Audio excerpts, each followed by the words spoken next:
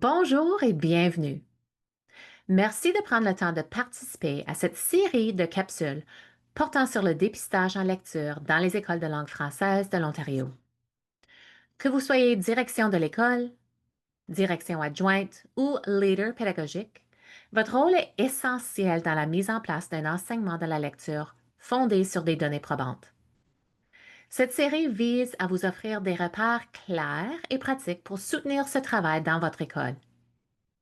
Dans cette première capsule, nous allons aborder pourquoi le dépistage est si important, qui devrait être dépisté et quand, l'outil de dépistage et enfin où le dépistage s'inscrit dans le cadre plus large de la réussite en littératie. À la fin de cette série, vous aurez une compréhension solide des éléments clés du dépistage, le pourquoi, le qui, le quand, le quoi et le où, en lien avec les politiques actuelles en Ontario, y compris le rapport Le droit de lire de la CODP et le NPP 168 et le programme cadre de français. Commençons. Alors, pourquoi le dépistage? En 2022, la Commission ontarienne des droits de la personne a publié le rapport Le droit de lire, affirmant que la littératie était un droit fondamental de la personne. Ce rapport a présenté 157 recommandations à l'intention du ministère de l'Éducation, des conseils scolaires et des facultés d'éducation visant à assurer que tous les élèves, y compris ceux ayant des troubles d'apprentissage comme la dyslexie, aient accès à un enseignement de la lecture fondé sur des données probantes. Le rapport a souligné l'importance de l'enseignement structuré, explicite et systématique de la lecture et appelle à des changements concrets dans les pratiques d'enseignement, d'évaluation, d'intervention, afin de mieux soutenir l'apprentissage de la lecture pour tous les élèves. Il a aussi révélé une réalité préoccupante. Trop d'élèves ne développent pas les compétences de lecture de façon efficace, surtout ceux qui présentent des besoins particuliers. C'est ici que le dépistage joue un rôle crucial.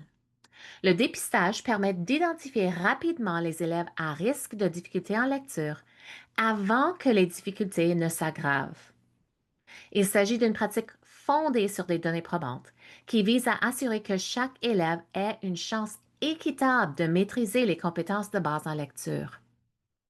Grâce à des dépistages réguliers et à des interventions ciblées, les écoles peuvent prévenir l'apparition de lacunes persistantes qui deviennent beaucoup plus coûteuses, humainement et pédagogiquement, à combler plus tard. Le dépistage, c'est un outil bref, standardisé et validé, utilisé pour repérer rapidement les élèves qui pourraient être à risque de difficultés en lecture. Ce n'est pas un diagnostic, mais un point de départ. Il permet de cibler les besoins dès les premières étapes de l'apprentissage. Ces évaluations sont rapides, simples à administrer et sont faites avec tous les élèves pour assurer une approche équitable et proactive.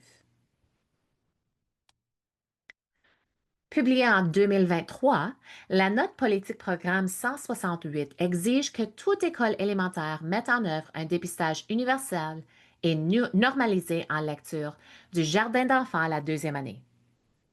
Les conseils doivent utiliser un outil validé scientifiquement, comme Acadians Reading Français, qui repose sur des données normatives solides, recueillies auprès d'un large échantillon d'élèves.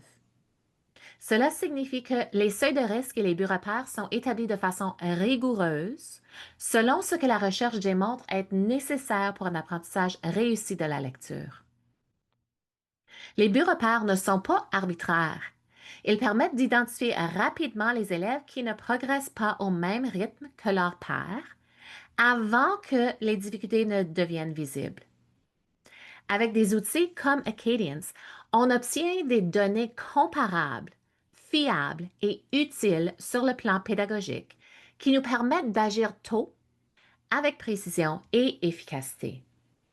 Le dépistage doit être réalisé en début d'année scolaire pour tous les élèves. Les données recueillies doivent ensuite guider l'enseignement et les interventions ciblées. Les directions d'école jouent un rôle essentiel dans la réussite de la mise en œuvre du dépistage en lecture. Concrètement, vous êtes appelé à créer une culture axée sur les données, où les décisions pédagogiques s'appuient sur des informations fiables et concrètes. S'assurer que le personnel enseignant comprend bien l'objectif du dépistage. Il ne s'agit pas d'ajouter une tâche, mais de soutenir chaque élève de manière proactive. Planifier la logistique pour que le dépistage se fasse de façon efficace et fluide. Suivre et soutenir le processus en vous assurant que les outils sont bien utilisés et que les résultats sont interprétés correctement. Et surtout, travailler en collaboration avec les équipes pédagogiques pour faire sorte que les données recueillies guident réellement l'enseignement différencié et les interventions ciblées. Avec une direction engagée et un cadre clair, le dépistage devient un levier puissant pour soutenir la réussite en lecture de tous les élèves. Le concept de l'effet Mathieu, formulé par Keith Stanovich en 1986 en référence à un passage biblique, décrit un phénomène bien connu en lecture. Les élèves qui lisent bien lisent de plus en plus. Ceux qui rencontrent des difficultés lisent de moins en moins. Autrement dit, les élèves qui réussissent en lecture développent un meilleur vocabulaire, une meilleure compréhension et une plus grande motivation à lire. En revanche, les élèves en difficulté accumulent les retards, perdent confiance et lisent moins, ce qui creuse encore davantage l'écart. Sans dépistage et intervention ciblée, ce fossé se creuse très rapidement dès les premières années du primaire. C'est pourquoi agir tôt est essentiel. Le dépistage nous permet de repérer les élèves à risque avant que cet effet cumulatif ne s'installe.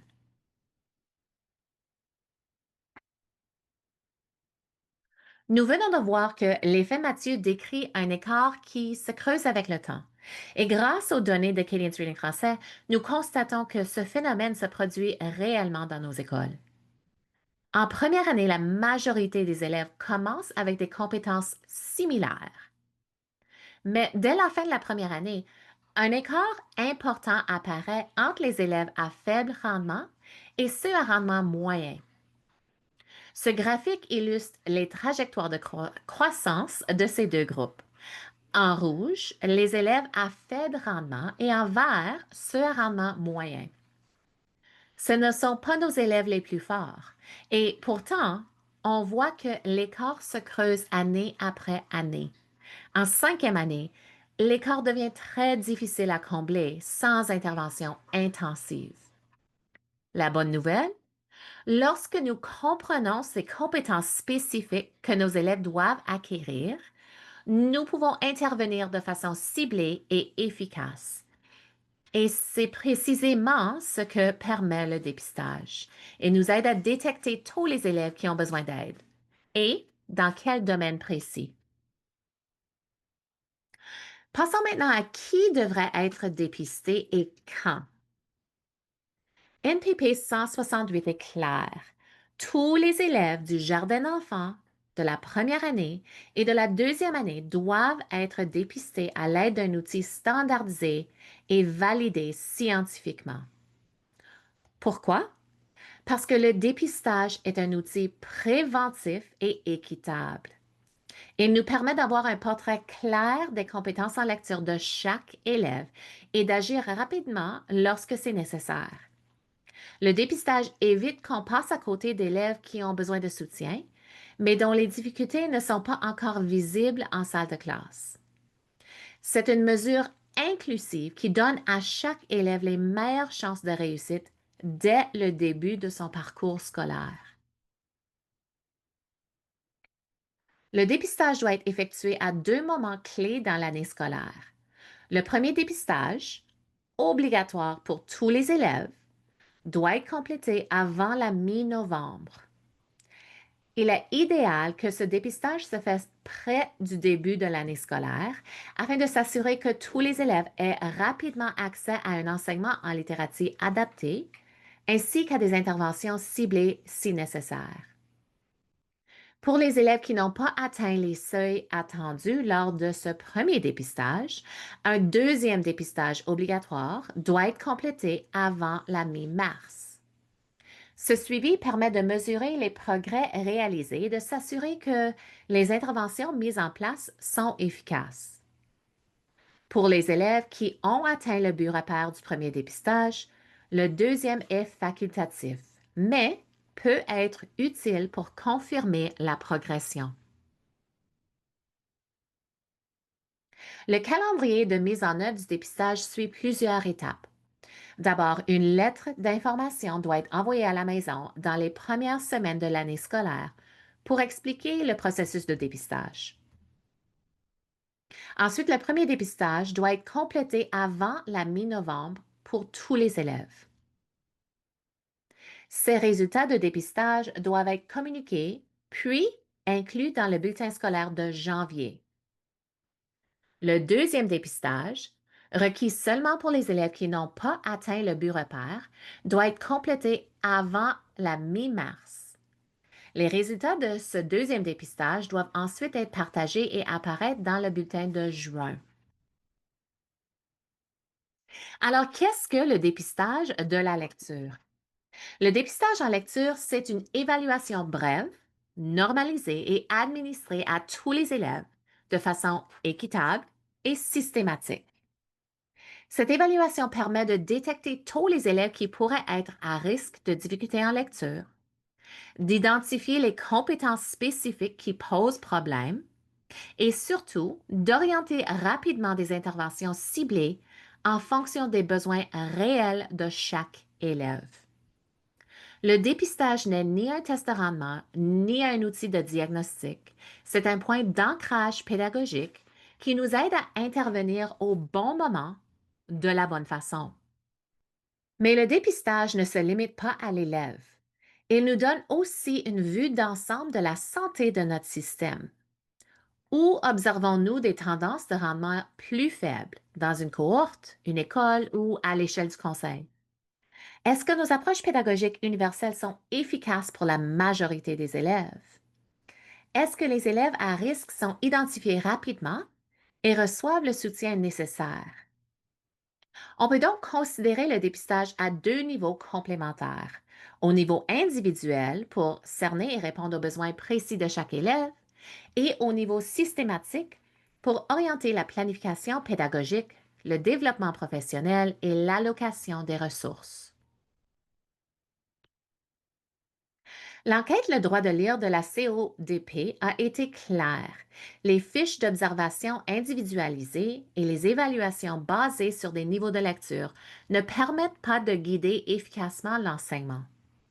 Nous savons maintenant qu'il existe des façons plus précises, plus équitables et plus efficaces d'évaluer les compétences en lecture.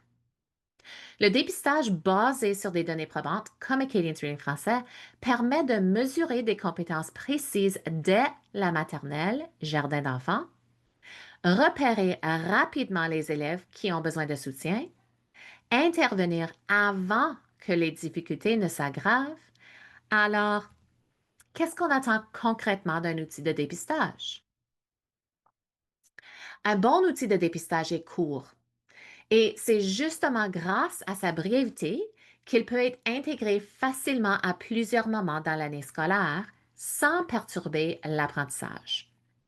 Ce n'est pas une évaluation exhaustive, c'est un indicateur ciblé qui permet de surveiller le progrès de manière continue. Un outil de dépistage efficace doit être à la fois fiable et valide. Fiable, il donne des résultats constants, peu importe qui administre l'outil ou quand il est administré, et valide. Il mesure exactement ce qu'il est censé mesurer, les compétences fondamentales liées à l'apprentissage de la lecture. Cela signifie que les données sont comparables d'un élève à l'autre, utiles pour prendre des décisions pédagogiques éclairées et suffisamment solides pour guider les interventions de manière ciblée et efficace. On peut faire confiance aux résultats pour agir rapidement avec justesse. Le dépistage ne mesure pas un niveau de lecture global. Il évalue des compétences précises et fondamentales, reconnues comme les meilleurs prédicteurs de la réussite en lecture à long terme. Ce qui rend le dépistage si puissant, c'est son caractère prédictif. Il nous permet d'identifier les élèves à risque avant même que les difficultés ne deviennent visibles dans des évaluations traditionnelles. Plus on agit tôt, plus les interventions sont simples, ciblées et efficaces.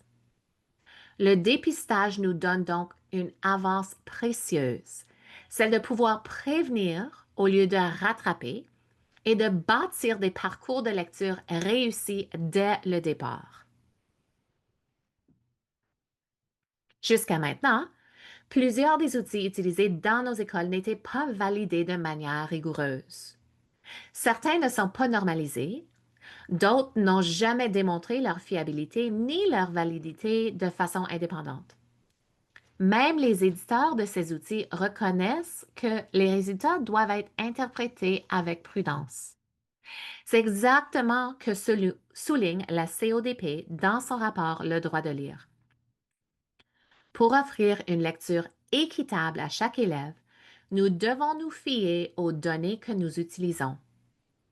C'est pourquoi nous changeons notre façon de faire. Nous passons à des outils validés par la recherche qui donnent des résultats clairs, fiables et exploitables pour guider nos décisions pédagogiques. Le ministère de l'Éducation de l'Ontario a sélectionné Acadians Reading Français comme outil de dépistage officiel pour la lecture en français, conformément à la note de politique programme 168. Les épreuves Acadians Reading Français ne sont pas choisies au hasard. Elles sont fondées sur des décennies de recherche en littératie et en sciences cognitives. Cette recherche a mis en évidence 5 habiletés essentielles que les élèves doivent acquérir pour développer une lecture compétente et autonome. Lorsque ces compétences sont bien développées, les élèves peuvent décoder avec précision, lire avec fluidité et surtout comprendre ce qui est lu. Les évaluations de dépistage nous permettent de cibler ce qui compte dans le développement de la lecture. On se concentre sur 5 habiletés essentielles, validées par la recherche, qui prédisent la réussite en lecture. D'abord, on s'intéresse à la conscience phonémique, la capacité à entendre et manipuler les sons dans les mots. C'est le tout début du décodage. Ensuite, il faut que l'élève établisse le lien entre les lettres et les sons, ce qu'on appelle le principe alphabétique. Une fois cette base acquise, on vérifie la capacité à décoder des mots simples. C'est la phonétique de base qui marque le début d'une lecture autonome. Mais pour lire des mots plus complexes, il faut aller plus loin. C'est là qu'interviennent la phonétique avancée et la morphologie, la reconnaissance de structures comme les préfixes et les suffixes, qui aident à comprendre et lire des mots nouveaux. Et finalement, on observe si l'élève peut lire avec précision et fluidité, non seulement pour bien prononcer les mots, mais aussi pour dégager du sens. La corde de Scarborough est un modèle visuel qui montre comment les différentes composantes de la lecture travaillent ensemble pour former une compétence complète. La lecture ne repose pas sur une seule habileté, mais sur un ensemble de sous-processus qui se développent graduellement et s'entrelacent. Le développement commence avec la compréhension orale, qui se forme dès les premières interactions langagières. Cette compétence se renforce au fil du temps avec l'enrichissement du vocabulaire et du langage oral. À mesure que le langage se développe, les habiletés liées à la conscience phonologique commencent à émerger. Cela permet d'identifier les sons dans les mots, une base importante pour apprendre le code écrit. Avec cette base, les apprentissages liés à la correspondance graphème-phonème deviennent possibles. C'est ici que commence l'acquisition du principe alphabétique, une étape essentielle du décodage. Par la suite, les compétences en phonétique deviennent plus complexes, intégrant la morphologie, la structure des mots et la fluidité. L'ensemble de ces habiletés continue à se développer parallèlement au vocabulaire, au langage oral et à la compréhension. Lorsque tous ces éléments sont bien établis, la compréhension de l'écrit peut pleinement s'installer. La lecture devient alors un outil d'accès au savoir et non plus seulement une compétence à acquérir. Chaque fil de la corde est important. Le développement de la lecture repose sur l'intégration de toutes ses composantes, en particulier la compréhension orale et le langage, qui demeurent essentiels tout au long du parcours scolaire. Acadians Reading français évalue les compétences essentielles en littératie, celles qui sont à la base de l'apprentissage de la lecture. Ces compétences sont reconnues comme étant les meilleurs indicateurs du développement en lecture. Si des difficultés apparaissent dans l'une ou l'autre de ces composantes, il est fort probable que des défis émergeront plus tard. Acadians Reading français comprend 6 épreuves principales, administrées individuellement dans le cadre des évaluations des bureaux pairs. Les épreuves sont la facilité à reconnaître le premier son, la facilité à dénommer les lettres, la facilité à segmenter des phonèmes, la facilité à lire des non-mots et la facilité en lecture orale avec le récit oral. Chacune de ces épreuves cible une composante spécifique de la littératie et des bureaux pairs ont été établis pour chaque mesure selon le niveau scolaire et la période de l'année. De plus, un score composite a été développé. Ce score combine plusieurs mesures pour donner un portrait global de l'état de développement de la lecture à un moment donné. Il aide à situer rapidement les élèves par rapport aux attentes en littératie et à guider les décisions pédagogiques.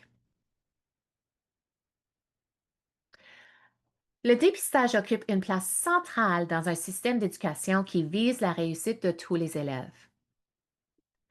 Le dépistage n'est pas la seule forme d'évaluation utilisée en salle de classe, mais il joue un rôle bien précis dans notre approche globale. Chaque type d'évaluation a un objectif distinct et ensemble, ils forment un système cohérent pour soutenir l'apprentissage. Le dépistage d'abord permet de répondre à une question essentielle: qui pourrait être à risque? Il aide à repérer dès le départ les élèves qui pourraient bénéficier d'un soutien supplémentaire. L'évaluation diagnostique, elle, vient ensuite. Elle répond à une autre question: quelle forme de soutien est nécessaire? C'est une évaluation plus approfondie, utilisée pour comprendre la nature précise des besoins et orienter les interventions ciblées. Puis, il y a le suivi des progrès. Cette étape permet de vérifier si le soutien fonctionne. Elle indique si les élèves progressent comme prévu et si l'enseignement ou l'intervention doit être ajusté rapidement. Ces trois types d'évaluation ne fonctionnent pas en silo. Ils travaillent ensemble de façon complémentaire pour assurer que chaque élève reçoive le bon soutien au bon moment selon les données fiables. Le dépistage est un outil puissant et nous offre des données précieuses dès le départ, mais il ne remplace pas tout ce que le personnel enseignant fait déjà pour comprendre et soutenir les élèves. Le dépistage ne remplace pas le jugement professionnel du personnel enseignant. L'observation quotidienne en salle de classe, les évaluations diagnostiques approfondies, ni la collaboration en équipe école. Il ne nous dit pas pourquoi un élève est en difficulté. Il ne remplace pas une intervention pédagogique ciblée. Et surtout, il ne décide pas à lui seul d'un diagnostic ou d'un plan d'intervention individualisé. Le dépistage, c'est un point de départ, c'est un signal, une alerte. Ensuite, c'est à l'équipe école d'analyser, comprendre et agir. C'est cette combinaison entre les données du dépistage et le regard professionnel qui permet d'offrir un soutien vraiment efficace et équitable. Il est important de rappeler que le dépistage n'est pas un outil de tri ou d'étiquetage.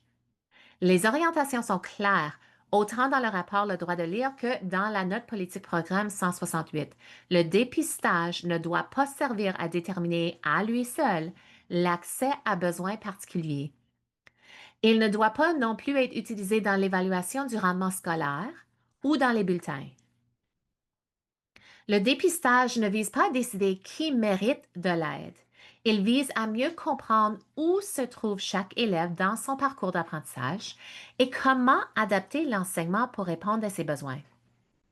Il s'agit d'un outil pédagogique préventif, pas d'une évaluation sommative. Il ne s'agit pas de juger, mais de repérer. Pas de classer, mais d'agir tôt pour éviter que les écarts ne se creusent. En bref, le dépistage n'oriente pas l'élève vers une étiquette. Il oriente le personnel enseignant vers une action pédagogique réfléchie. Le dépistage est un outil essentiel pour assurer une équité en littératie dès le départ. Il ne remplace pas le jugement professionnel, mais il le renforce. Il ne classe pas les élèves et nous permet d'agir plus tôt avec plus de précision. Nous allons maintenant passer à la deuxième partie qui porte sur la mise en œuvre concrète du dépistage, la logistique, les rôles, les responsabilités et l'organisation au sein de l'école. Consultez les ressources disponibles sur le site Only pour vous soutenir. Et si des questions surgissent en cours de route, n'hésitez pas à les envoyer à info@only.org. Merci.